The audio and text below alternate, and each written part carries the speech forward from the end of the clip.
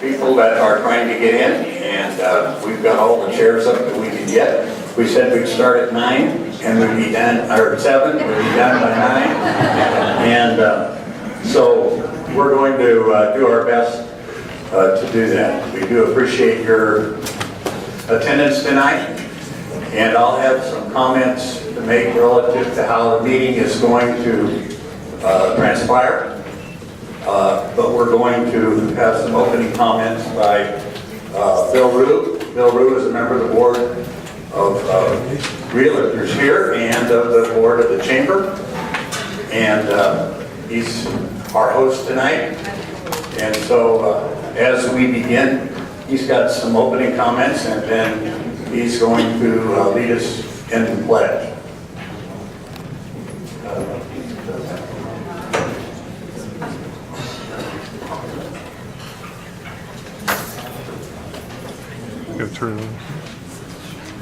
Is it on? Yes. Good evening, I'm Bill Rue, the Government Affairs Director for the Citrus Valley Association of Realtors. We do want to make sure that we keep the aisles as clear as we can through the fire codes. I think we all want to be cognizant of that. Through the doorway over here, you will find the restrooms, and just when you need to get up and use them, feel free to use them. We have some coffee in the back. I believe the chamber has some water. For the record, the Citrus Valley Association of Realtors, Northern California, the California Association of Realtors, or the National Association of Realtors, has taken any type of formal policy stand on this issue at all. We, just as everybody else, want to read it and hear about it in a good form that will allow the type of debate we all want to have. Earlier today, the Congresswoman's office did send to me a letter. She asked that it be read. It's dated. If we're going to have comments or people who object to what's being said, I'll have to clear the room. That's not what this is about. This is about an open debate. You have people here. If you're going to make comments from the audience over something you don't like, please take it outside. This is our home, and we will have the right to determine how it runs. We do not need that type of discourse. We need civil discourse. This needs to meet the press, not John and Ken. She said, "Dear friends, thank you for your involvement in our community and for taking a serious interest in proposed legislation to create the San Gabriel National Recreation Area. Over the last year, I have held numerous stakeholder roundtables, conference calls, meetings, presentations, and a town hall. During this public outreach, I have listened to the communities and stakeholders closely and incorporated assurances and language of my draft bill that address concerns and reflect priorities. Any piece of legislation that impacts a community deserves to be scrutinized. The concerns of local residents must be addressed. It is for that reason that I write to address the concerns and to set the record straight on issues where misinformation persists. 1. She has myth. The legislation is in conflict with the National Park Service proposal. She writes fact. My proposal is in line with the most supported proposal to come out of the NPS study, Alternative D, with 12,000 supporters. We as a community have the authority to take ideas and to create an NRA that is best for the San Gabriel Valley. 2. Myth. There is no federal money available to fund legislation will be taxed. Fact, there will be no new taxes. Federal money would come from existing funds available to the National Park Service.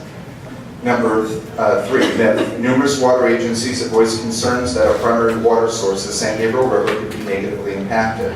Fact, the largest water agencies have voted to support the NRA, including the San Gabriel Valley Water Association, the main San Gabriel Valley Basin Water Master, the San Gabriel Water Company, Fontana Water Company, and San Antonio Water Company. Letters of support are attached, and I have made copies of this, which will be up here.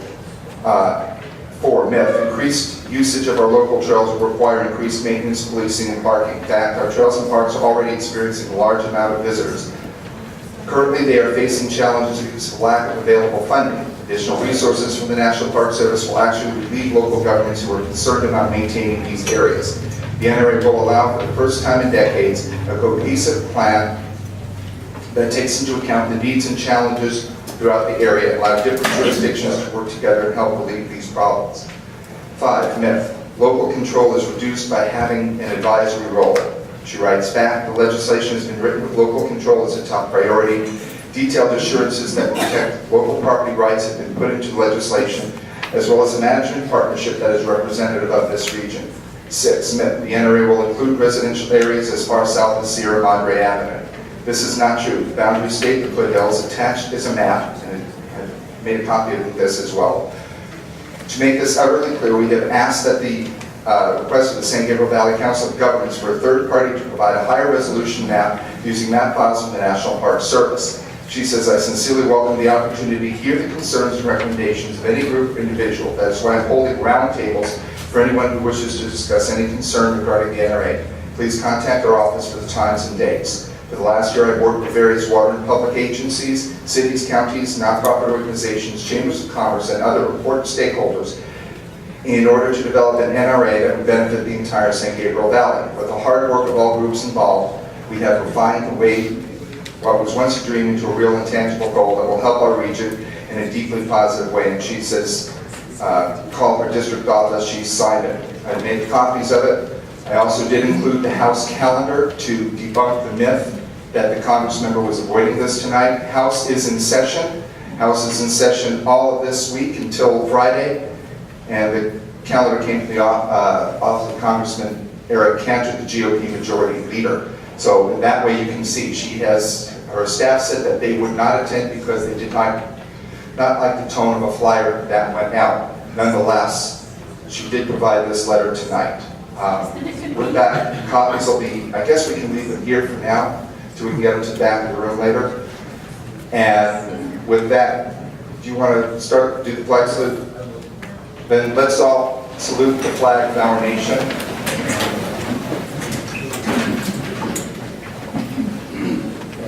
Please face the flag. I pledge allegiance to the flag of the United States of America and to the republic for which it stands, one nation under God, indivisible, with liberty and justice for all.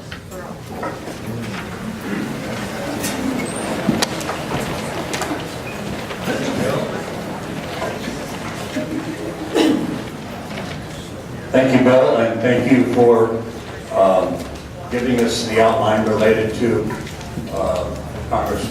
Congresswoman Chu. We need to set some ground rules, and we'll do that. And so, with Glendorans, I always believe that you are here to learn, and that's what we're going to do tonight. My name is Cliff Hamlow, and I'm the chair of the Chamber Legislative Action Committee, and welcome you. We are honored that you would come to find out more about these particular issues. Now, issues that touch businesses and residences of Glendora are important and sometimes get lost in the rush of daily business. The Glendora Chamber prides itself in informing our citizens and businesses of pending legislation. This is one of these outreach efforts to help you get a full view of the legislation. Congresswoman Judy Chu, who represents us and the cities along the San Gabriel Mountains, has proposed 3 pieces of legislation. The first includes our city in the area that establishes the San Gabriel National Recreation Area as a unit of the National Park System. A second bill that designates land in the Angeles and San Bernardino National Forests as wilderness and as components of the National Wilderness Preservation System. And in the third bill, a wild and scenic rivers. These 3 bills are what are before us tonight. Now, here are the ground rules. The ground rules are that we're here tonight to be educated and not rally. This is not a rally. We do not expect verbal response or clapping from the audience. We'd like for you to listen carefully to the presentations.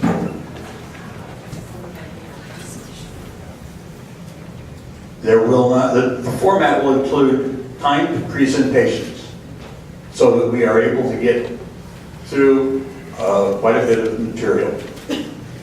and then written questions that will be screened by a committee of chamber members.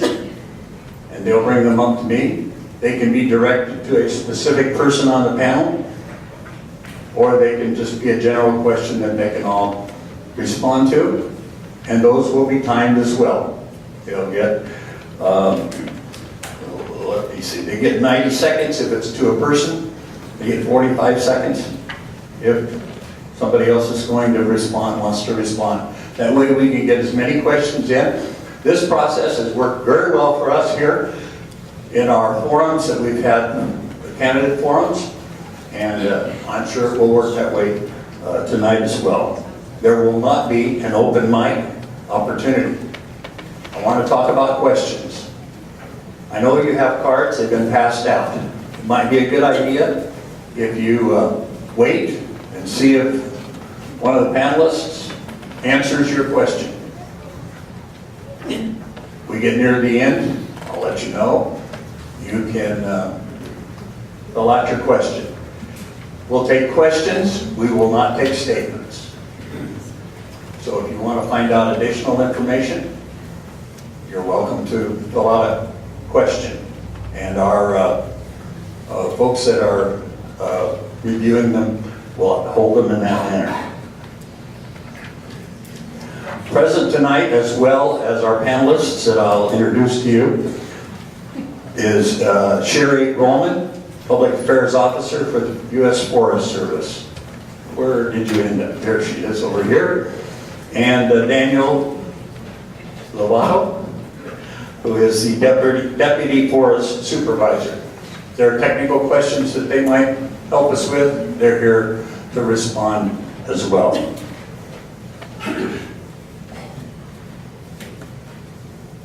As Congresswoman Chu put together the legislation, she's provided opportunity for input. The time for input for the National Recreation Area legislation was April the 30th. Yeah, that's right. And the Wild and Scenic and the Rivers legislation is May 30th. And trying to work it out so that you could be here and hear tonight seemed to be the night. We would have preferred it be a night when the Congresswoman could be here. So we're here to educate, and we're going to move along in that process. California State Senator Phyllis Solis in the late 90s worked in a bipartisan way to help save the Coal Canyon Biological Corridor and help ensure the health of the Chino Hills Wildlife Corridor. Convinced of the value and need for open space for the quality of life for her constituents, she continued to advocate for more recreational space when she was elected to Congress. In a cooperative fashion, a Republican House of Representatives passed legislation July 1, 2003 to instruct the National Park Service to undertake a study. This study has been underway since 2005 with numerous alternative proposals and numerous opportunities for public input. In studies like this, a proposed addition to the National Park System receives a favorable recommendation from the National Park Service only if it meets all of the following criteria. It possesses nationally significant natural and cultural resources. It is a suitable addition to the system. It is a feasible addition to the system, and it requires direct National Park Service management instead of alternative protection by other public agencies or the private sector. That's how the legislative handbook. The study has been complete. If you will access the Congresswoman's website, she has listed on there the specific reasons that she is continuing with this particular legislation. And she looks at a number of visitors to the San Gabriel Mountains attracted each year. She understands and respects the various and diverse habitats and ecosystems that are there, and she's worked hard this last year, according to her website, with a wide range of local stakeholders, the local elected officials, the local water agencies, water management experts, flood control personnel, the public lands expert, in an effort to draft this legislation.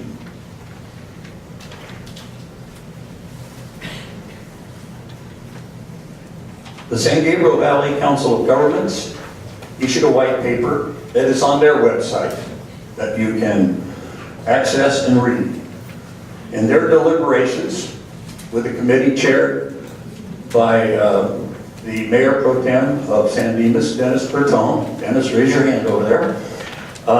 They came up with some modifications that they've asked the Congresswoman to consider.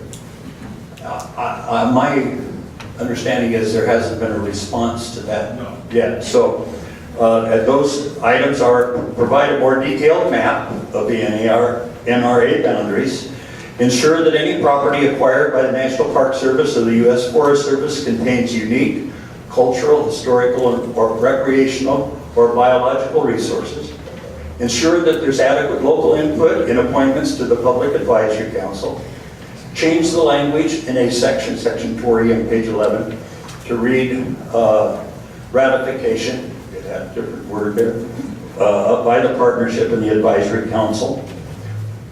The fifth is to provide for a water audit in the legislation, and the last is to provide clarification on the terms, compensation, and other logistical details of the partnership. The panel will speak to those issues. Prior to the panel speaking, I'll introduce these folks and then Char, you're on. Judy Nelson, the Mayor of Glendora. Maggie Clark, the Mayor Pro Tem of Rosemead. Dennis Bertone, the Mayor Pro Tem of San Dimas. And Joe Lyons, the Mayor of Claremont. And we appreciate these people coming to be a part of our Glendora time tonight as we have our town hall together. But I'm going to go to Char right now. Okay. Okay. Now, Char is going to come and talk to us. Char is the director of the Environmental Analysis Program at Pomona College and the W.M. Keck Professor of Environmental Analysis.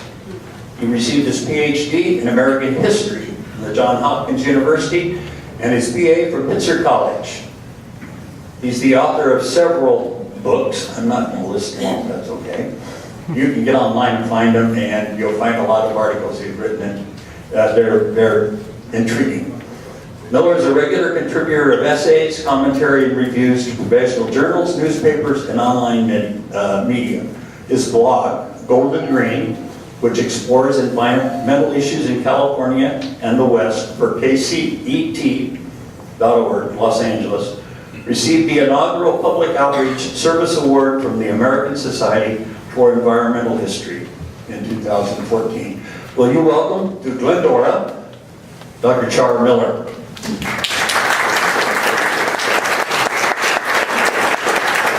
Well, thank you so much for all of you being here. I thought 5 of us would be in the room, so that tells you exactly how savvy I am. I'm thrilled to have a chance to talk with you about the National Recreational Area, about the Angeles National Forest, about the kinds of issues that I think have drawn you here. It's an awkward story in some ways because the conversation that should happen here is in fact in many ways quite historic. That is to say, these forests, these public lands have always drawn comment, they've always drawn public controversy. In fact, one of the books I recently wrote is called Public Lands, Public Debates, the assumption being that the debate about the public space is integral to the very creation of national parks, national forests, national recreation area. A number of you who are here today only testifies to that. The other piece I would say in a historic sense is that the Angeles National Forest, in fact, was created in 1891 precisely because the foothill communities, smaller though they were, the downstream users of these resources up in these mountains, desperately wanted some kind of regulatory control over them so that in fact these things would be here so that we, 100 years later, 110 years later, 120 years later actually, could enjoy them. And the third piece of that, it seems to me, is that Gifford Pinchot, who was the founding chief of the Forest Service, argued all the time while he was as head of the Division of Forestry, the head of the Bureau of Forestry, and then the Forest Service itself, that the only way these landscapes survive is that the communities that inhabit them, that surround them, that are infiltrated within them, and that benefit from them, support them. Because the moment that support is gone, those institutions will disappear. It's remarkable to me that those institutions have survived 120 years. And even though we have fought over them, I think that's actually testimony to Pinchot's insight, that local communities, in fact, are deeply interested, deeply worried about their use and transformation. And so that leaves me with the discussion about the National Recreation Area, and we can talk about wildland, scenic, and wilderness, but I don't think that's really why so many of you are here. I mean, we can do that, but I don't think that's the key issue. And I would say at the outset what I don't understand. And what I don't understand are the maps. And what I don't understand are the overlapping authorities. Because I can't figure out either from the maps or the text, in fact, how this landscape will be administered and who will do the administering. In and of itself, that's not a big deal. That's why you hash this stuff out in public hearings and the like. But we're moving fairly far along, and it has not, to my mind, clarified since 2012. I think we're looking at the same set of issues that we looked at when they were first announced. I'm not convinced if you've got the map, if you've seen this particular map, it honestly, in truth, my eyes are getting older, but I can't read the text and I can't figure out by the drawings and I can't understand exactly why we would have a national recreation area that is administered by two federal agencies in different cabinet divisions operating with separate budgets. I can see a lot of things happening, but that piece doesn't make sense to me. Which is not to say that it should be under one or the other. It's just, if we're going to do this, let's think about the way in which it would be best administered, most efficiently administered, and most effectively administered. Because if we believe that a national recreation area ought to exist, then that supposes that there ought to be an agency, not two agencies, operating that. And so I would push it in that direction. The second question I would raise actually emerged in Representative Chu's letter that was read out to us today. And that has to do with the budget, which is different from administration, but I also think connected. And the question about budget has often been argued that by having the National Park Service come in, there would be more money available to operate this system. That the various cities whose properties would be involved in the NRA would also receive greater funding to support those parks and open spaces. We all think parks and open spaces is absolutely essential, and it would be great if there was more money to so sustain them. But it does seem to me that there is something of a shell game being played in this regard. The Park Service and the Forest Service get their money from the exact same subcommittee in the Congress. And so there's not a different set of pots of funding that will come into play. It will be the same pot of money. And as any congressman will tell you, as any committee member can avow, when you take money from one of those two agencies to have the other one do it, there is a reciprocity that happens. They're not going to suddenly have more money. So if we have two administrative agencies operating this thing that we're going to call the St. Gabriel National Recreation Area, I don't know how more money is going to come in as a consequence of splitting the administrative costs, splitting the administrative authorities. My guess is that, in fact, we will have the same amount of money and quite possibly less. So that's a problem. It's a problem just in terms of the way the argument is being made. It's not, again, an argument against the NRA. It is to suggest that we need to think a little bit more deeply about this. So let's push this a little farther. If the argument is that the National Park Service receives more money than the Forest Service, it's not true. As an administrative arm of the Department of Interior, in fact, as John Jarvis, the director, recently told the New York Times, The 2014 budget for the National Park Service is in fact the lowest it's had in 5 years. If you go and look at other NRA websites, whether the Golden Gate, Delaware Water Gap, and others, they will all say the same thing in their annual reports and in newspaper commentary about those annual reports, is that they all have less money. What does less money mean?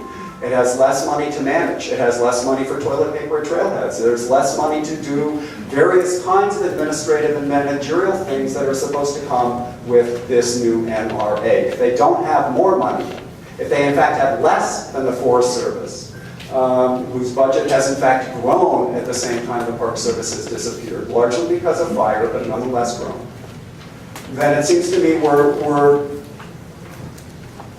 we have a problem in terms of how such an entity would not only be scored out on a map, but how the funds would flow to those various sectors on that map and the services that it would provide. In effect, what I see is an administrative tangle, as yet untangled. It may be in Representative Chu's line quite clear, and I would love to hear exactly how that plays out, but in the documents that are available to us, it does not seem to me to be quite as clean as I would like to see a piece of legislation before it goes to the House. Having said all of that, and I'm getting close to my time, I suspect, I'm a rare academic, I actually watch the clock. Part of what is also striking to me is not the initiative, but the assumption that the initiative will pass. In a Republican-controlled House, on a Public Lands Committee controlled by Republicans, that has not passed almost any public lands legislation in the last X number of years. I don't see this actually coming to the fore. One does this because you have constituent groups that want it, and I get that and fully appreciate it. You keep pushing because at some day maybe this will come through. But this is a big bill. It is a potentially quite costly bill. And if you're thinking about the ways in which legislation works its way through subcommittees to committees to get onto a vote, to then get to the floor, potentially for a vote, if it gets a vote. This to me seems to be not something that I would bet on in the immediate near future. It doesn't mean we shouldn't have the conversation, and I think we should. And some of the rhetoric and let some of that stuff go. I think the flyer was a little off the chain. And I would argue, as Cliff has done, that the dialogue becomes absolutely essential. And that I look forward to our participation in that comments in a few minutes. Thank you.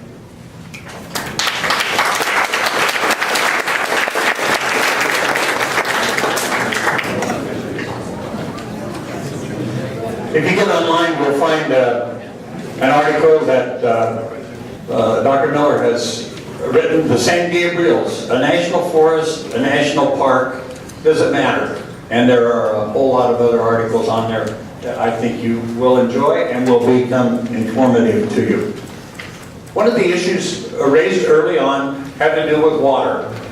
And we're all concerned about the protection of our water as it comes out of the San Gabriel Mountains. And water agencies are asked to make sure that we don't just have water for the next year, but that we have it for our kids and our grandkids and beyond. We have letters. There are 4 letters. I'm just going to, for the matter of time, since we got a little bit of a late start, the San Gabriel Valley Water Association sent a letter saying that it appreciates the opportunity to provide comments to the proposed legislation to create the National Recreation Area. The association is a voluntary organization representing cities, water suppliers, and other groups having a stake in water issues in the San Gabriel Valley. Glendora is one of those cities. They provided the Congresswoman with a list of proposed changes in wording in the legislation. We have a letter from Six Basins Water Master, which is in, it's where? Claremont? No, Six Basins? It says Lake Forest. That's where it came from, the way the letter read. The Six Basins Water Master has received your proposed legislation for the designation of the NRA Act, and we appreciate the opportunity to comment. We support the creation of the NRA, which would bring much needed attention and resources to improve recreational opportunities in the area. We also recognize the need for individual landowners to partner with the federal resources to preserve and enhance the natural, historic, and scenic resources of the San Gabriel Mountains and Valley. The purpose of this letter is to not only express our support for the NRA legislation, but also to request the following modifications. They want the exclusion of the San Antonio spreading grounds and the Thompson Creek spreading grounds from the NRA. And the second, they want the water master representation on both of the proposed committees. So that those. That's the easier, Okay. water master. Okay. Thank you for clarifying that, Brian. Then we have two letters, and I'm not going to read both of them because they're a bit repetitious, but they're from Gateway Water Management Authority. They represent Artesia, Bell, Long Beach, Lakewood, La Mirada, and down in that direction. And they say that on behalf of Gateway Water Management Authority and its membership of 24 cities and 2 water agencies, they submit the following comments. First, boundaries of the proposed NRA must be clearly defined. 2, many of the members rely on the San Gabriel Valley to infiltrate water into our regional spreading grounds. The San Gabriel River is critical to replenishing the aquifer, which provides water to the 2 million citizens in the Gateway region of Los Angeles County. The NRA designation could negatively affect availability of water by limiting flows and putting restrictions on dams and their operations. Third is it should include language to allow necessary expansions, modifications, and additional facilities necessary to maintain the needs of the people of Los Angeles County. Fourth one is has to do with the MS4 discharge permit, which I'm sure all of you are very familiar with. In general, the NR draft legislation does not provide sufficient guarantees that the designation will not interfere with the local and regional water supplies needs of highly disadvantaged area. Mayor Nelson is going to give some information related to the water. Thank you very much, Cliff. Last month, the Glendora City Council discussed the NRA draft legislation and voted to tentatively support it with 6 recommendations for changes, and those are the same recommendations that the Council of Government asked to have considered, and Cliff already read those. However, I cast the only opposing vote on the Council because I believe that we need more time to inform our citizens, to carefully review all aspects of the legislation, and to prepare questions and comments for Congresswoman Chu. With that said, I'd like to speak about my concerns regarding how this legislation might impact our water supply. I've been an alternate on the San Gabriel Valley Water Association and have regularly attended the 3 Valleys Water Board meetings since April of 2011. In my opinion, this legislation is becoming a political issue, and because of that, we were unable to get either of those water agencies to provide a presenter for tonight's town hall. Since the members cannot speak publicly, I'm going to talk about what I have observed at the meetings. First, I'll give you a little background about where our water comes from. 90% of the water from the San Gabriel River is captured for use by San Gabriel Valley residents. 70 to 85% of Glendora's water comes from that source. Our remaining water supply is imported, and it's about $200 to $300 an acre foot more than our local water supply. In times of severe drought, imported water is also less reliable than water that we capture from the river. The water that flows from the San Gabriel River is managed by Water Master, which is in Azusa, and their legislative arm is the San Gabriel Valley Water Association, which I'm an alternate at. We receive our imported water from 3 Valleys Mutual Water District, which is in Claremont, and a little bit from Covina Irrigating Company. In order to ensure a reliable water supply and to help control costs in the future, Glendora's water department has the goal of becoming 100% water independent in the future. That would be possible through more purchase of water rights, through smart conservation by all of our residents, and through increasing the percentage of water that we capture from the San Gabriel River. So this water is extremely critical to our future goals. Several years ago, when the San Gabriel Valley Water Association began discussing the NRA, Wilderness and Wild and Scenic designations, the members expressed serious concerns about the negative impact it might have on their ability to fulfill our water needs from the San Gabriel River. At that time, they contracted with a consultant and a law firm to do what they could to protect the water interests of the San Gabriel Valley water customers. Over the past few years, this has become a time-consuming, expensive project of utmost importance to them. Before the legislation was actually written, and all during the time that they've been evaluating it, the Water Association has been under enormous pressure from political interests to publicly state support for the legislation. Last week, as Cliff reported, the San Gabriel Valley Water Association held a special session during which they again reviewed the legislation and their options. As an appointed alternate to the board, I attended as an observer and listened to the discussion. I didn't hear a single member express a belief that the legislation would help to improve our water supply. I did hear several members express concern that it could be a future problem. I'm running out of time, so I'm going to skip down a little bit. Although they had many concerns, the board voted to support the legislation if additional assurances, as Cliff read, were added to the bill. Their vote was a support, as it was a compromise. By voting support, they were at least giving some additional legislative language protections. It's my opinion that giving support to this legislation may compromise our future water supply and could be something we deeply regret in the future. And I'll stop there. Thank you. No.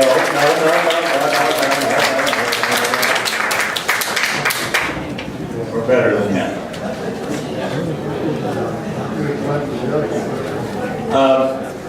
Our next speaker is the chair of the Council of San Gabriel Council of Governments subcommittee that deals with issues such as this. It's called environmental and something, right? Energy and environmental. Dennis Bartone is Mayor Pro Tem of San Dimas. He's was elected to the council in 1988. Okay. At here? Oh, okay, very good. Oh, I see, okay. He's a delegate to several committees, the Southern California Association of Governments, and that does metropolitan area planning. He was appointed by the California State Senate to the Rivers and Mountains State Conservancy, which works to preserve urban open space habitat in Los Angeles and Orange County. Dennis was a high school counselor for 38 years before his retirement. So, and besides his council duties, he also is a member of the Chamber Board in San Dimas. He and his wife Diane have lived in San Dimas since 1975. Welcome, Dennis Bertone. Okay, thank you very much. Thank you very much. I'm no longer Mayor Pro Tem of San Dimas. We change off every May, and so I'm on the City Council. I'm also on the Executive Board of the San Dimas Chamber of Commerce. And first of all, I'd like to thank you very much for this opportunity to be here. I appreciate it. Our professor over here was right in one thing. It's going to be some time before this legislation is introduced, or not introduced, but before it passes. This may take years, and I agree with him. I disagree with a few of the statements, but I mean, he's very knowledgeable, and I really appreciated what he said. Why we want a national recreation area is to bring additional resources, both financial and physical, into the area. This is the most used national forest in the country, over 4 million day users a year, which is as much as national parks. If you've read articles in the Tribune, you've seen pictures of the trash cans being overflowed, no physical facilities for people to go to the toilet. We want to provide educational avenues for people, for kids and for adults. And this is not, and we want to get different levels of government to be working together. This is not to limit the use of the forest. If you read the legislation, which I'm going to refer to sometimes, and I'm not going to read this because my time is limited, hunting will still be allowed, where there's off-road vehicles will still be allowed, canning for gold will still be allowed. Everything that's allowed now will still be allowed at that time. Now, when the COG looked at this, we had many meetings, and we were concerned about three things. We were concerned about, listen down. We were concerned about private properties, we were concerned about local control, we were concerned about water. Let's talk about private property. And I'm going to read you from the law itself. I would recommend that you look this up at the Congresswoman's website, and I wish she was here tonight, and to read it. It says local control. This authorizes the Secretary of Agriculture and the Secretary of Interior. Okay, they shall not have, nothing in this section allows them to take any action that would affect the use of any land not owned by the United States. They can take no action on any land not owned by the United States. Affect the use of or access to any non-federal land within the recreation area. This is in the law. Require any owner of non-federal land to allow public access or local government access to private property. This is from the law. Alter or duly adopt land use regulations, approved land use plans, or any other regulatory authority of the state. They cannot alter any local legislation. Okay, that's for private property. Eminent domain. Let's look at page 9. Page 9, line 24. Local control. Nothing in this shall authorize the secretaries to use eminent domain. People have said, well, someone else can use eminent domain and then sell the land to the federal government. That is not allowed. Eminent domain is specifically prohibited in this legislation. It's page 9. On page 15 of this document, it basically says the same thing. Nothing in this act authorizes the use of eminent domain to acquire land or interest in land. Let's talk about local control. Let's go to page 6 of this document. Page 6 says, state and local jurisdictions. Nothing in this act alters, modifies, or diminishes any right, responsibility, or entitlement of state, any political subdivision, a city's a political subdivision or a county, or any state or local agencies under existing state and federal law. In other words, if you have zoning in your city of Glendora, if you're doing San Dimas, they cannot change that zoning. The city can change the zoning, but they cannot change the zoning. Local control. Page 6. That was page 6. Page 9. It says, the secretaries cannot take any action that would affect use of any land not owned by the United States. Go to page 10. Alter any duly adopted land use regulation, approved land use plan, or any other regulatory authority of any state or local government. Zoning laws cannot be affected. Now, we're talking about water. What about water? I resent the idea that the water agencies were given the authority. They hired, someone mentioned, I think, an attorney. They hired an outside engineer. And the water agencies, the San Gabriel Water Agency, represents dozens of cities, dozens of water agencies.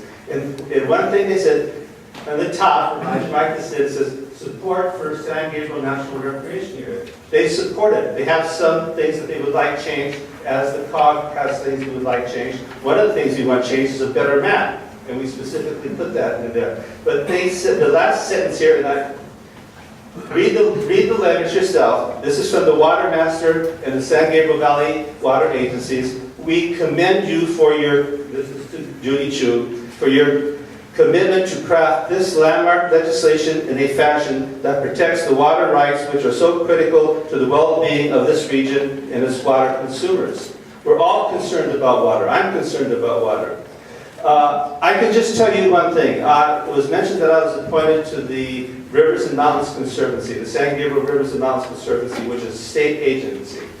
And this agency is the only urban conservancy in the state of California. When this agency was first proposed, people were afraid something was going to happen. You know what this agency has done? It's brought over $100 million into this area. Where was that money going to go before? It was going to go to Santa Monica. Why does this legislation differ than what the National Parks recommended? They recommended that this become part of the Santa Monica National Recreation Area. Does anyone here want to be part of the Santa Monica National Recreation Area? I don't think so. And she pledged to make this independent from Santa Monica. I love Santa Monica. I don't want to be part of it. That's why she changed the legislation. So I have many more things to say, and maybe I'll have the opportunity, but I just would like to say I appreciate this forum. I thank you very much. I know him a long time. He's a great guy. And thank you for the way you're conducting this meeting. Thank you very much, Dennis. And he referred to the legislation, and you should get on either the Congresswoman's website. Joe, I believe it's on the Chamber website, is it not? Yep. And it's on the Council of Governments website. There are a number of ways that you can look at that legislation, and you should. And you should know what they're about. Now, this young lady that is here, are you the Mayor Pro Tem, or did you change over there also? Okay. Margaret Clark, we call her Maggie, has served on the Rosemead City Council since 1991, including 5 terms as mayor. And she represents the city of Rosemead on the San Gabriel Valley Council of Governments. Well respected for her knowledge of water quality and environmental issues, Maggie was selected by our colleagues from the 29, it's now 32 San Gabriel Valley cities to serve as a founding board member in the San Gabriel and Lower Los Angeles Rivers and Mountain Conservancy. Well, you've done a lot of other things. We're going to let you talk, okay? Very good. Thank you for coming.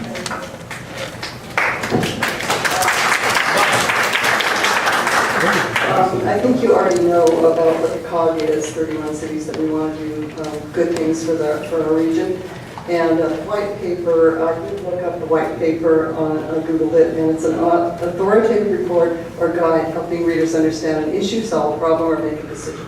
So we came together to raise our concerns and anything that would affect cities, and I serve on the ad hoc committee.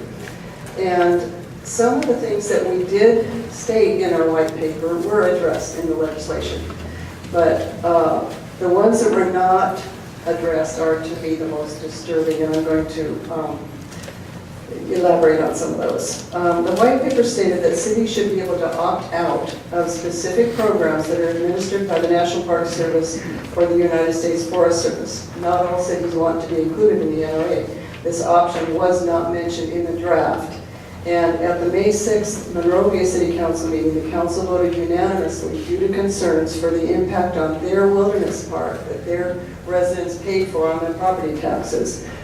They voted to oppose inclusion of their city in the NRA. And they have yet to hear from a response from the Congresswoman. To my knowledge, they have not heard anything yet.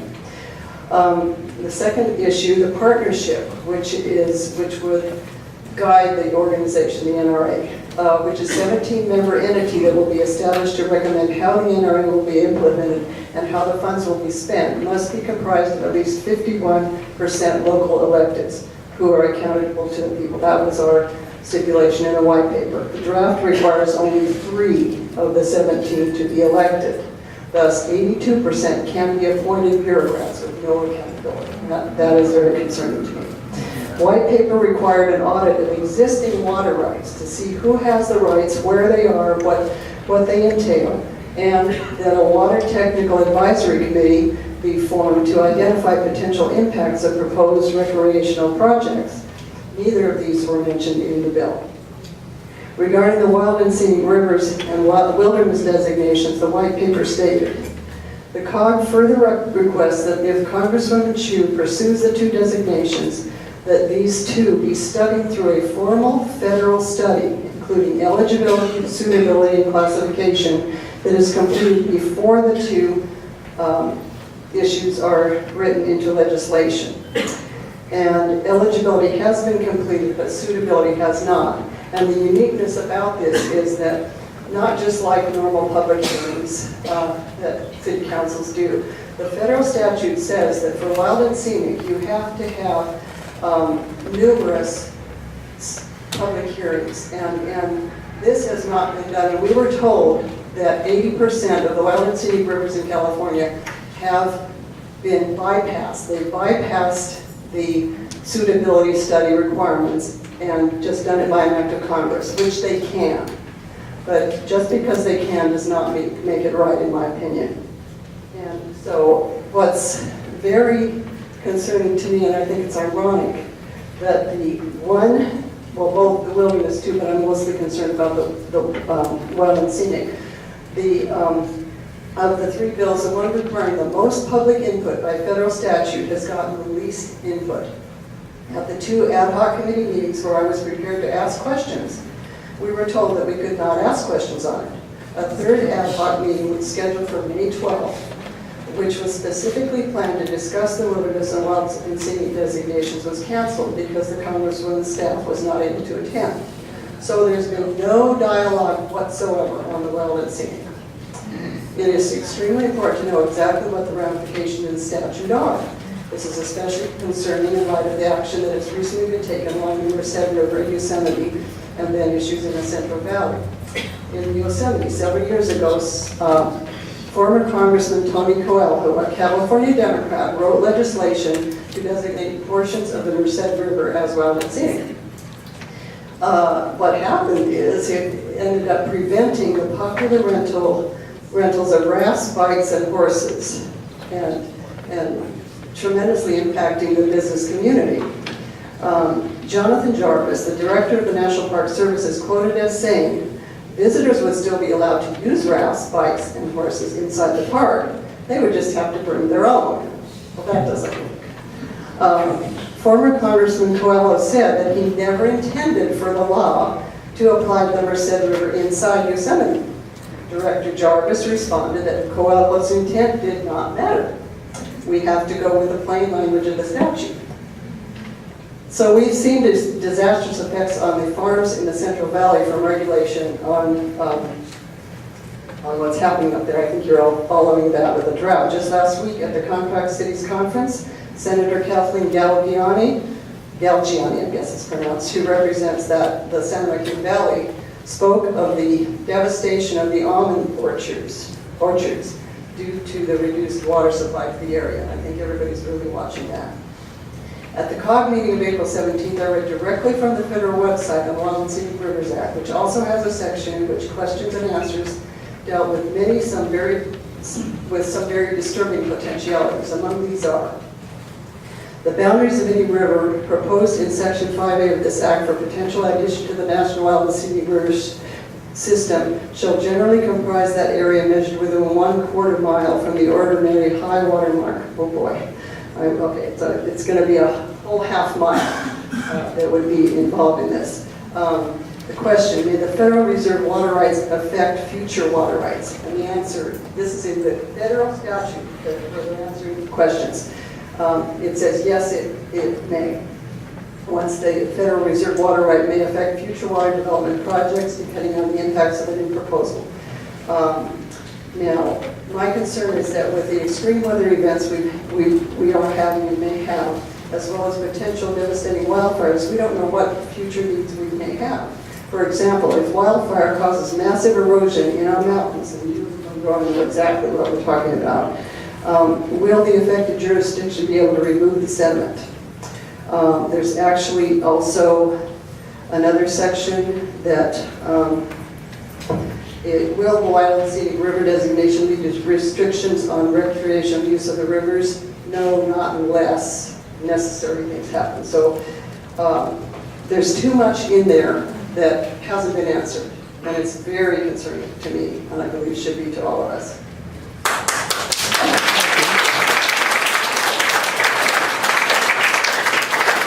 Okay, haven't asked this question yet. How many of you live in Glendora? Okay, how many of you live in Claremont? All right, we have some Claremonters here, Joe. Oh, I'm not gonna, I was just gonna get Joe, see how good he was in bringing his people here. Are you still the mayor? Still the mayor, okay. Joe Lyons is the mayor of Claremont. He's serving his first term on the council there. He was born in Fresno, raised in Austin. Well, that's a contrast. And then came back to San Diego, where San Diego State he got his bachelor and master's degree in microbiology. He has a PhD in immunogenetics. Okay, very good. We'll get that. And so he's had his career in medicine. He was at the University of California, San Diego, and finished his career at the City of Hope National Medical Center. He's lived in Claremont since 2002. Joe, thanks for coming and joining us tonight in Glendora. Thank you. I'll begin by stating that my perspective is probably going to be a little bit broader than what you've heard. I think the factual content of the speakers that have presented is accurate, and I don't have any reason to disagree with the factual content of their spoken word. I will begin by thanking the organizers, the Glendora Chamber of Commerce and Glendora Mayor Judy Nelson, for bringing their concerns about the creation of the National Recreation Area to this public forum and allowing an open discussion of the potential adverse impacts some consider real, alongside the safeguards against such outcomes that many of us think are now included in the National Recreation Area Draft Bill, and which we are all attempting to have included in the separate wild and scenic rivers and wilderness area designation draft bills. I was asked to speak for one of the majority of foothill communities that are on record as supporting the NRA, while currently withholding support for the designation draft bills under concerns raised by local and regional water groups, and until those concerns are addressed. After which Claremont's support in concept for these two bills will be considered for full support. A particular concern to everyone is the potential interruption of current conveyance, storage, and maintenance practices, and the inability to respond to the unpredictable changes in water availability that will inevitably occur as a result of global climate change. Claremont's history with regards to the NRA is long and consistently supported the concept of a locally managed national recreation area that includes the foothills and balances improving recreational access and protecting, while preserving and protecting the integrity of the watershed and its essential role in groundwater quality and recharge. Claremont was the first San Gabriel Valley community to vote in support for alternate D, following the year-long review and public comment period, and was quick to remove its support for the NRA as described in the very flawed preliminary draft circulated by Congresswoman Chu over a year ago. What followed the firestorm of opposition to the original attempt by the Congresswoman to satisfy too many competing interests has been, in my opinion, an exemplary process of public engagement to create a piece of legislation that reflects local interests, addresses local concerns, protects local jurisdictional authority, and establishes local control over the participation in decisions relating to the development and implementation of the National Recreation Management Plan. As iterations of this draft bill have evolved during the still ongoing process, it became clear that the Claremont City Council could reconsider our position and that was in order. And by a 3-2 vote of the council, registered support for the creation of the National Recreation Area as described in the draft available to us at that meeting. However, the council has yet to reconsider its position on the two designation draft bills, pending statements by the local and regional water agencies that must be submitted by May 30th, which will mark the end of the public comment period. To summarize, after taking public comment on a number of occasions and following two comprehensive reports by our staff on the NRA and the Wild and Scenic Rivers and Wilderness Areas designation bills, and during our deliberations at the dais and public input from the podium, it was clear that certain benefits could become available to the City of Claremont that would assist us in the management of our wilderness park and preserve, that could help provide our residents, the residents of neighboring communities, and visitors to the region with a recreational experience that brings people into a respectful appreciation of the natural habitat that must be protected from the abuse of overuse, while most importantly preserving the life-sustaining function of the watershed that provides the absolutely essential natural resource to residents throughout the San Gabriel Valley. On a different but related note, those of us who are elected local officials recognize on a daily basis that local governing bodies have been dealt an impossible hand by both the state and federal constitutions and the U.S. Supreme Court with regards to establishing their rights to govern in accordance with the wishes of their citizens on matters ranging from the regulations placed on food sold in our local markets to what constitutes freedom of expression in the public commons, be it on the steps of City Hall or on the floors of Congress or the state legislature. In my, albeit limited experience as an elected official, I know of no other issue on which almost universal agreement exists than on the issue of achieving a greater level of local control that would allow us to make decisions that address local issues with local solutions, reflecting the will of the people in real time and with real accountability. And in this regard, some have claimed that local control will be lost should the National Recreation Area be created that includes portions of the foothills and rivers of the San Gabriel Valley. As a progressive and advocate for local control, I can assure both Claremont residents and residents within communities designated within the boundaries of the NRA that short of doing nothing, the NRA in all of its drafts has been clear on one key issue, which is local control of both bodies that will manage and implement projects that occur within its boundaries, and only those projects that are requested for consideration by local governing bodies.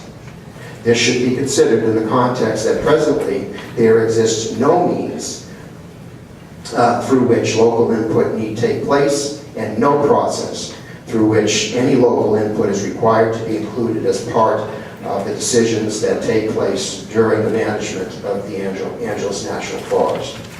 And finally, there is nothing that Dennis and I could say or the majority votes in favor of the NRA that our respective councils in the San Gabriel Valley Council of Governments represents that would change if, in fact, the opinion that opposes the recreation area is based on distrust of the federal government or government in general.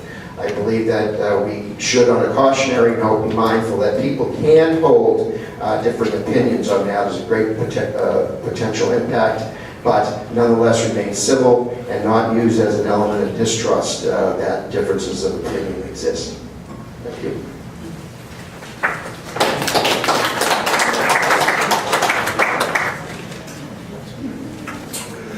If you have now arrived at a question you want to ask,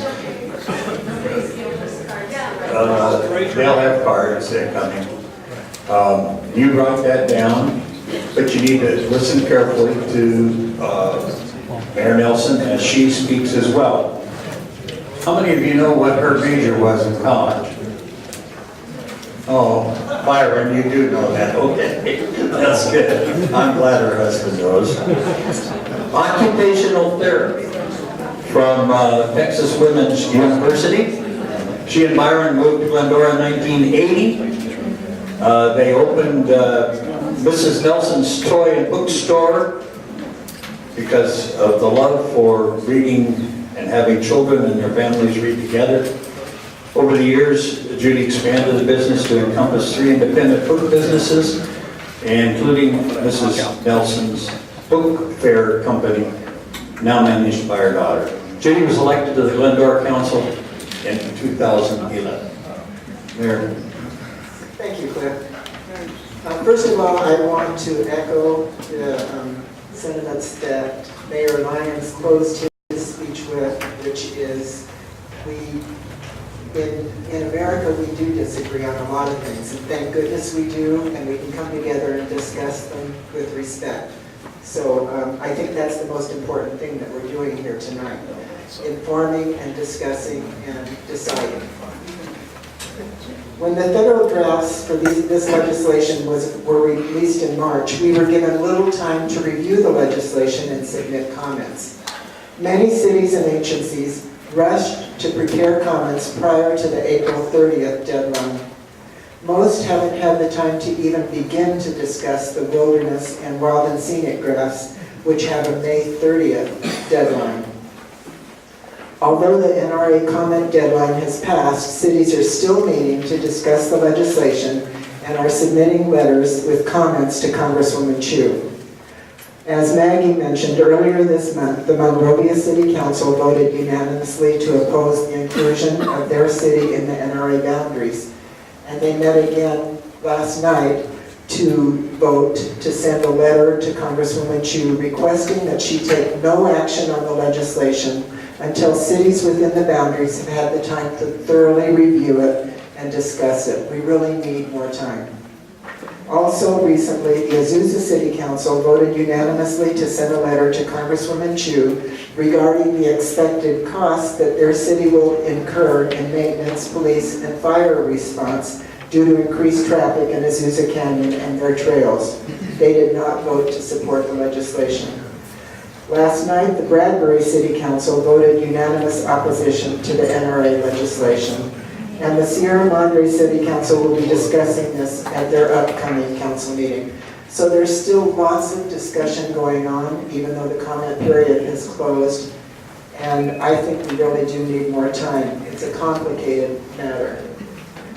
The proponents of this legislation have stated that 12,000 comments about the creation of the San Gabriel National Recreation Area were received from individuals, agencies, elected officials, and organizations. However, a breakdown of those comments shows that 11,000 were form letters from agencies which have been actively lobbying for this legislation. The Wilderness Society, Sierra Club, the San Gabriel Mountains Forever, and Friends of the River accounted for the majority of the comments submitted. It's unknown whether they came from residents within the San Gabriel Valley. 715 unique comment letters were submitted. Approximately 2 million residents and businesses will be included within the NRA boundaries. 715 unique comments represent far less than 1% of the population who has responded. There's still a great need to outreach, inform, and to seek comments. The remainder of my presentation will focus on major concerns about the legislative language, several of which were addressed in the Glendora City Council and in the COG recommendations to Congresswoman Chu, and have also been discussed tonight, so I will not go in as much depth as I had planned. The first one is currently the boundaries are not well defined. The draft legislation actually states that the map and the legal description will not be released until after the bill is passed.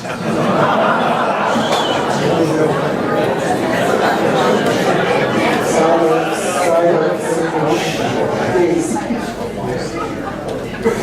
The tentative maps we have received, even the one that Congresswoman Chu just recently gave us, are not precise enough to allow residents to see whether their properties fall within, are adjacent to, or are excluded from the boundaries of the recreation area.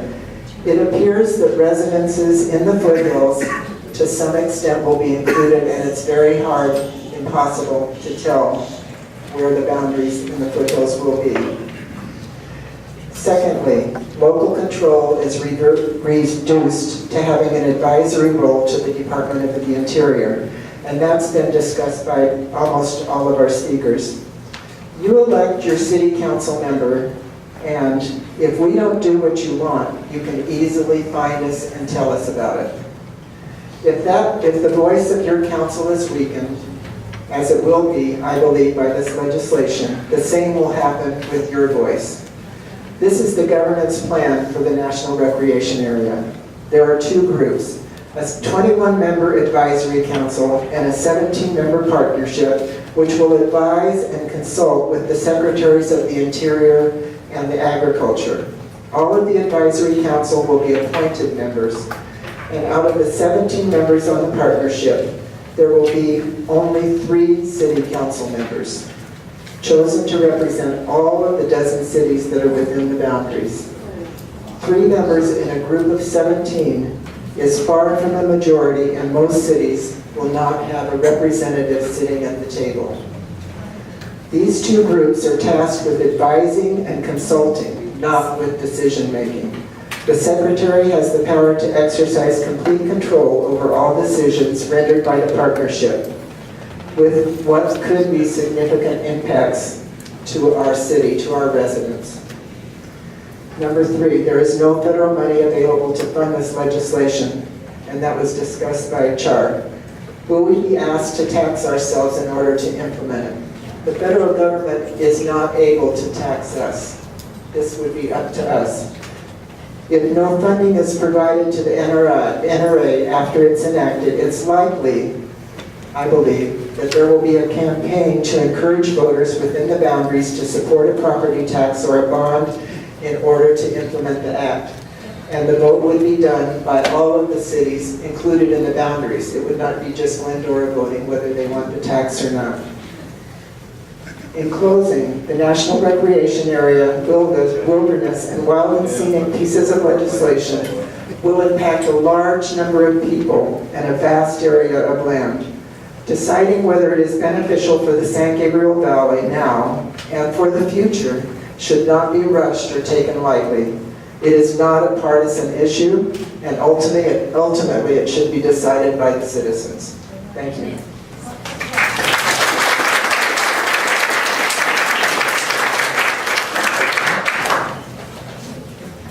Let's give all our panelists a hand. They've done a good job.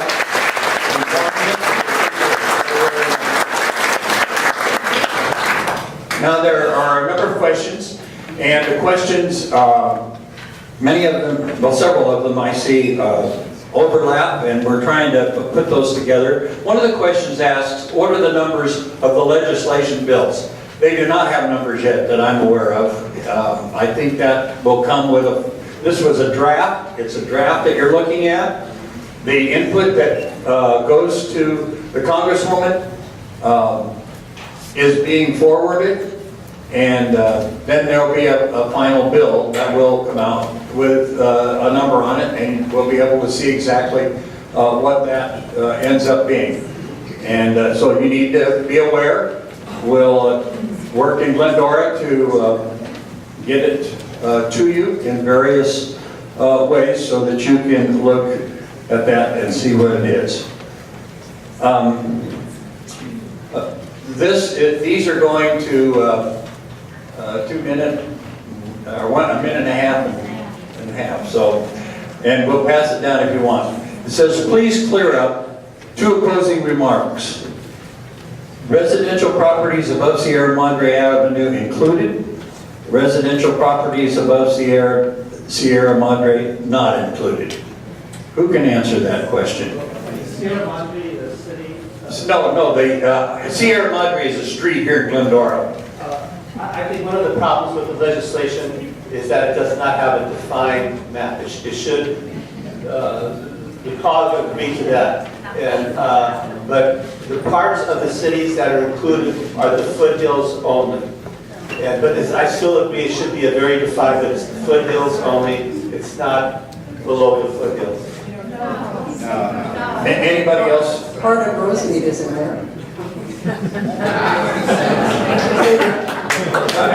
I think what Councilmember Bertone is saying is that is one of the things that has been asked, for clarification. When that comes, we'll do our best, if you stick with us, through the next weeks to get that information for you, because it isn't clear all the way across, and it goes from Rancho Cucamonga to La Cañada, I believe, and then down the river, so that those towns are affected as well. Anybody else want to comment? I don't think there's an answer to it. Okay.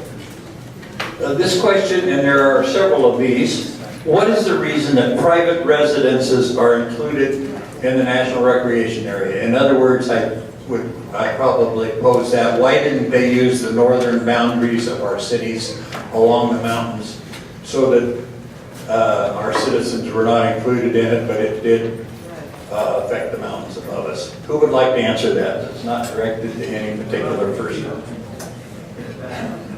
I didn't write the legislation, the COG did not write the legislation, so it's difficult for us to answer why she did that. One of the reasons why I would hope that San Dimas foothills would be included, because it would make it easier for people or the city that wants to purchase property for open space, as we've done in all our cities. In Claremont, I know Glendora has done a fantastic job, Monrovia, to get grants from like Rivers and Mountains Conservancy. I'm only assuming that.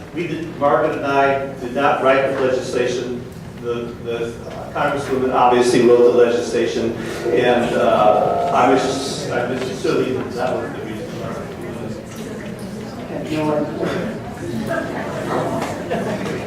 I don't. I was going to try to use this. We'll see if we can keep it bang. I think that maybe that's something that we need to have answered for us, because my understanding of the legislation is that the Congresswoman took the information that she gathered, she took the study, and then it goes to a group that writes legislation in the Congress. And they don't always understand, they don't always understand what the Congresswoman wanted, and certainly what the input is. And so that's part of the back and forth that needs to be cleared up. Sure. Take a crack at this one. I think the setting of the boundaries and the absence of the setting of specific boundaries up until the passage of this legislation is standard operating practices. Whether we like it in this case or don't like it in this case, it is simply the boilerplate process that is used. I've read a number of enabling legislations on wild and scenic and wilderness, as well as NRA enabling legislation, and in all cases that is the missing element in all of those pieces. So I think that it's partly to include areas that might have potential for park development, that residential areas are included.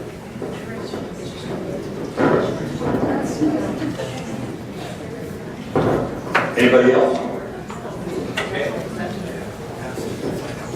Now, there are three questions here, and maybe some more as they come here, that have to do with fire in the NRA area.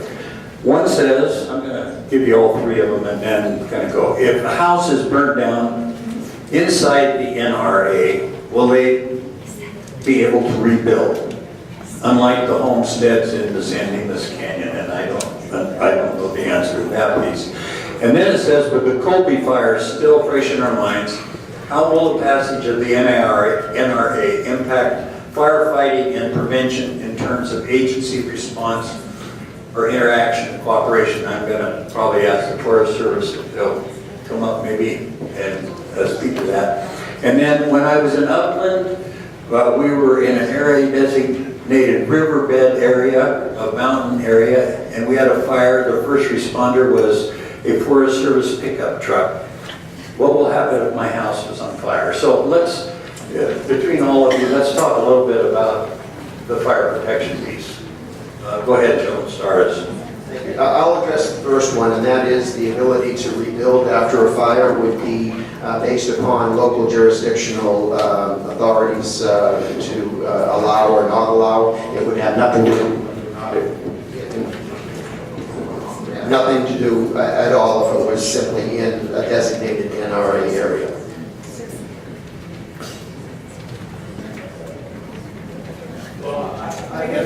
what happened is that fire prevention, if it's in the city limit, would be continue to be city fire or county fire.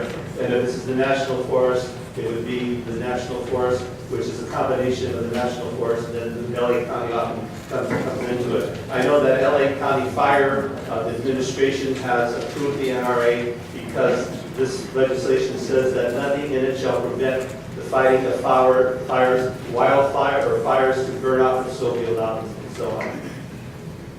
If I may, and I think what's important to remember, the legislation is pretty specific on the fact that it will not alter normal and customary firefighting and coordinated activities that already exist. Sherry, is this something you can comment on? No, you guys are talking about specific legislation, you cannot comment on that. Okay. We comment on a question if you ask the forester about the term being on there. The first responders? How we do business now, and does it change the legislation? Can't hear. Let's hear how it is now. Are you referring to how we fight fire now? Yes. We got Gordon right here, running Daniel. As Sherry mentioned, we cannot comment on any legislation, so that's why we're here. We can provide facts and things that are and accepted. As you heard it there, well, like I said, we'll do our job. How are they thought now? Right now, what we have is cooperator agreements with LA County and with local government, and it's they're signed ahead of time. Anytime a fire, as the mayor for Glendora can attest to, like during the Colby fire, the groups all come together and they support and go and fight the fires collectively. And they have an incident command system, and we all abide by that, and whichever jurisdiction has the primary lead for it is the one that takes on that. So that's how it currently is. I cannot comment on how, I don't imagine any change, but I can't say that. I don't know. Okay, that's fair, and thank you. Dennis, this is for you. Can you please talk about how the public has actively participated in the development of the Angeles National Forest management plans and amendments over 27 public meetings held in the foothill and adjacent communities from 2001 to 2013? Didn't more than 11,300 public comments were submitted, many supporting wilderness and wild and scenic? Well, I think this started out before Congresswoman Chu was even elected to Congress, as it was stated before. I believe the professor stated that. And the Forest Department and the Department of Interior held meetings. There was a meeting in Claremont where many of you were there, and there were literally hundreds of people there. There were many community meetings in all the foothill cities. And people, obviously people that are concerned, the general public is not going to turn out for any meeting. Now, I want to say one thing is that I represent the COG. The COG just has not supported the wilderness or the rivers. And the reason we have not done that is that we would wait until the water interest came on board. We cannot make a decision, we feel, until the water people, that's my opinion, speak up. But there have been numerous meetings, and I know that people that feel strongly about it are the ones that show up to the meetings. There's been literally dozens of meetings. I've attended meetings in Sierra Madre, I've attended meetings even in the Pasadena area, even though it's not involved there. I've attended meetings in Claremont. So, and one thing you've got to say about the Congresswoman is that never before, in my 24 years as a city council person, has any congressperson ever come to us before legislation has been passed or introduced. It's always after it's introduced, and then they want your opinion. So if you're against it or in favor of it, I think you have to thank the congressman for at least asking for our opinion.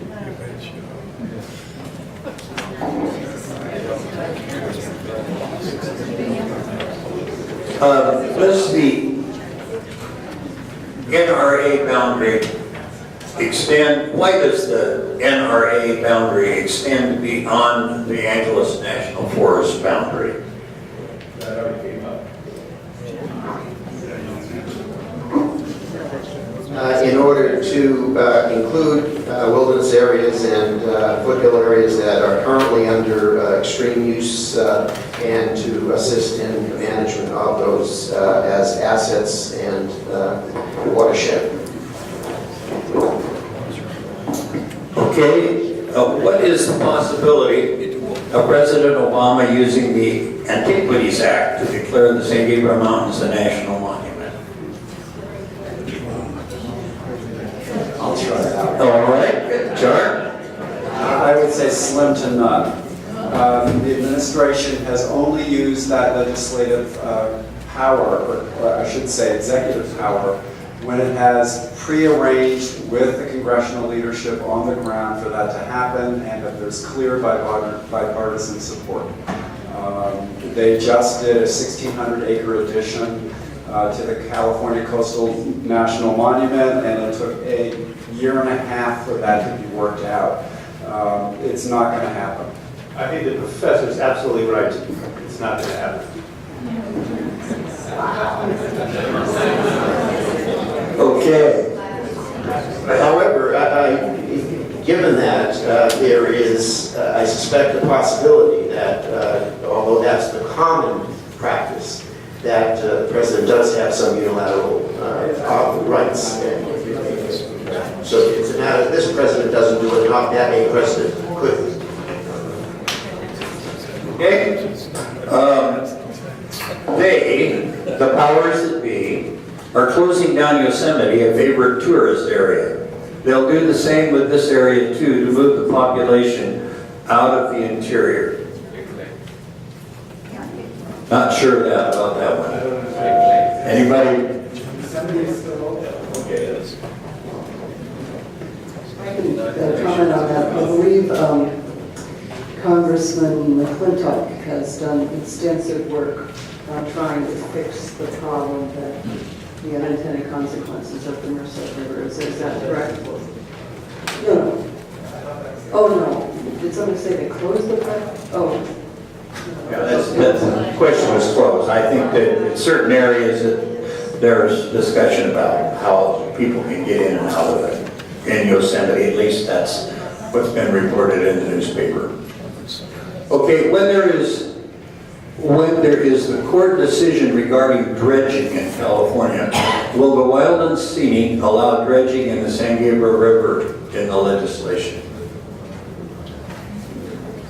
It will allow it in areas that are, I'm assuming this, because if the legislation doesn't say anything about the scenic rivers, it just gives the boundaries. So it's difficult to know what's in it, right? It just gives. No, I totally disagree. Well, no. The legislation about what she is proposing to introduce, it does not, if you have, and as I said, the COG has not endorsed the rivers, but it does not affect anything below the river or above the river that is designated as wild and scenic. And that I did read in the Rivers Act. If I could comment, I've studied extensively the federal statute. So she has stated certain reaches of the river, but once that becomes wild and scenic, then what's in statute applies. And there are very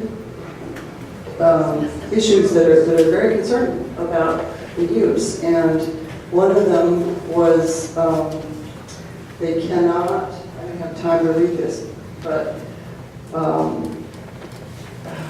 know where I put that. So many papers. In essence, no dam, no water, no nothing can happen.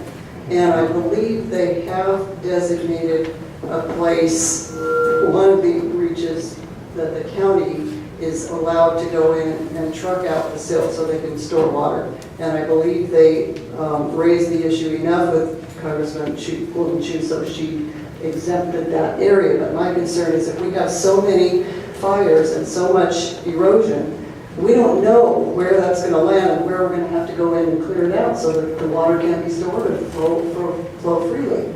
So we need to study the legislation. Time's up. Anybody else?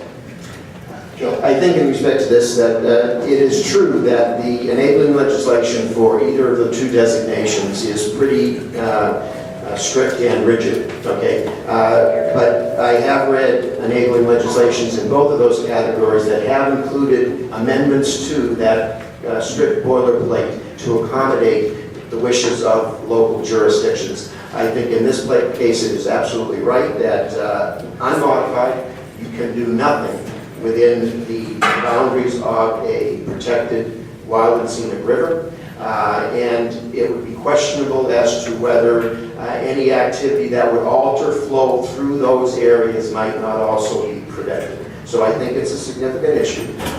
A dam downstream may be less of an impact than a dam upstream, but I think certainly the positioning of altering the course of water through a protected stretch would be considered problematic.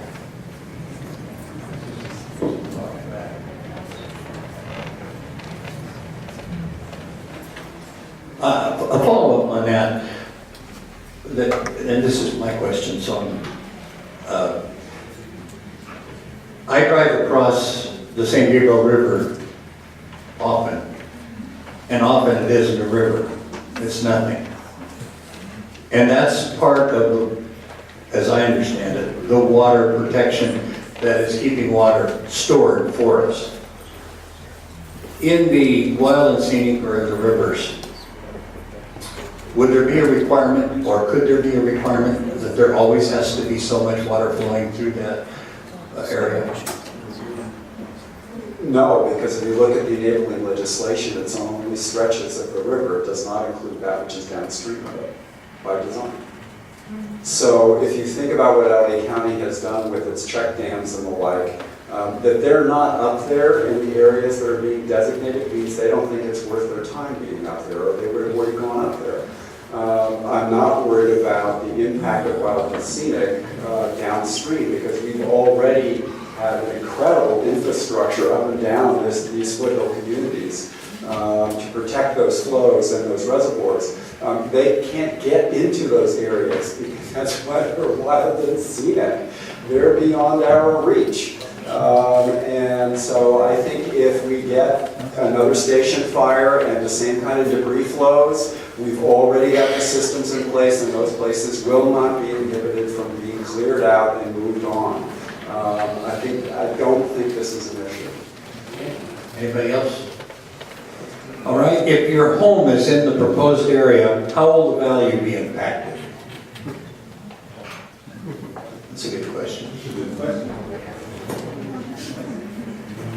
Again, as I understand the legislation, and again, I probably will run the risk of having a significant disagreement up front here, is that if the NRA were to be passed tomorrow, that you and I would not know it is in existence until such time as our local government initiates a request for a project through one of the two bodies that will be created that, although not necessarily being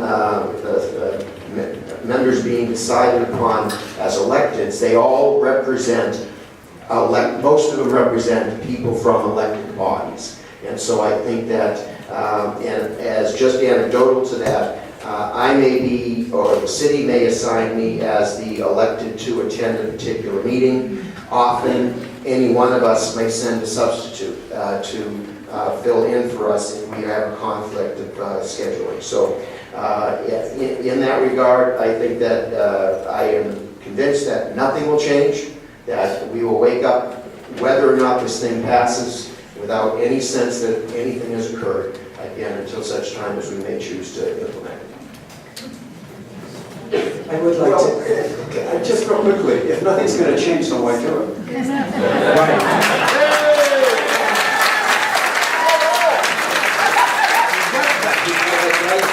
An opportunity for change that does not currently exist.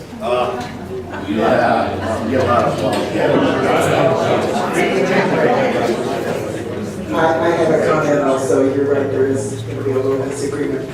If private property is owned within the National Recreation Area and it's sold to the National Park System, my neighbor decides to sell their property to the National Park System, and I live in that area.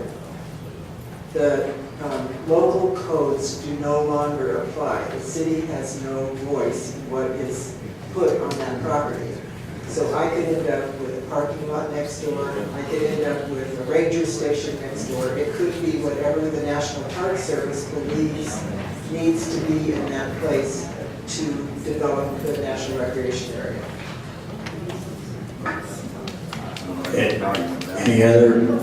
Any comments? That we may differ in the reading of those passages in that I think that local ordinances will control land usage regardless of transfer to the federal government. But again, that might be your clarification. Yeah, probably some lawyers will make some money, won't they? Yeah. Okay, I think Char answered the last question. What is broke that we're trying to fix? And then I think Joey responded to that. So, questions. Now, you have any more? Okay, this will be it. Eminent domain. Minnesota NRA along the Mississippi is not using its eminent domain to take 10 acres from a family along the river. The county of Dakota is a partner with the NRA. And this is a statement. What's the answer? How do we protect private property that can be taken from the public good by NRA partners? It specifically says in this legislation that eminent domain cannot be used. It also, when you have eminent domain, they cannot accept property taken by eminent domain. That is a non-issue. Eminent domain is a non-issue. I mean, I can understand where people don't like the federal government, and that is fine, I can appreciate that. But eminent domain is not an issue. It's very specific. It states it over and over and over again in the legislation. Keep that just a minute, Dennis. It's definitely stated in the legislation. There's no doubt about it. Well, eminent domain, yes. Eminent domain. Right. The question, I think, that probably comes with lack of trust of government. Is there some other agency that can step in spite of the fact that the Congresswoman in her legislation has made that very clear? Well, the answer is no. As far as I've asked that question, and the answer is absolutely no. Now, I think the question may not No, I think that's actually right. I think the piece that you read is not only can they not take it as a federal government, the city can't take it and then give it, right? So that's why would they take it if they can't then give it away? I don't see how this plays in the NRA, but then that presupposes that we understand where this thing is going to be located, and we don't. Okay, does the Santa Monica This, the taking issue has been vetted in the NRA, but not the Wild and Scenic. And let me read that I didn't have time. It was my time. It says water rights can be taken as long as owner is compensated. Any taking by the United States of a water right which is vested under either state or federal law at the time such river is included in the National Wild and Scenic River System shall entitle the owner thereof to just compensation. So that means they can take the water right, they just have to pay for it. But one thing that should be understood, and again, the COG is not supporting the rivers or the wilderness. Everything proposed by the rivers and the wild, and scenic, and the wilderness area is on federal land already. None of it is on county land. None of it is on state land. None of it is on private land. It's all on federally owned land. None of it is proposed to be on county land, federal land, or private land. So, you know, they'd be paying themselves. Okay, no. Does the Santa Monica Mountains NRA overlay municipal cities. How has that worked out for businesses and homeowners? Do any of you know? I do know, because I attended most of the meetings, that the Congresswoman has been clear, and so has everyone else, that we do not in any way want to be as connected to the Santa Monica Mountains and that conservancy in that area over there. So we need to keep that in mind. Now, the last question is a great question to end on. What can we do as residents to prevent this from passing, or what can we do to support it? The issue, if we have come here tonight and had, I think, an excellent conversation, at my university, we would say that we had an adult conversation tonight, then the homework is yours. The homework is yours. If you have a response or another question, you need to get on the Congresswoman's website and pose it to her. Or she takes the information that it is on the website ready for you to respond. If you don't do that, then we've met and we've talked. But you have until May 30 to respond to the rivers and mountain and wilderness piece. And you can also, I'm sure that she's not closed her ears to listening to residents of her district related to the NRA. Now, I want you to thank these 5 folks up here for the excellent job that they have done tonight. They do that, please?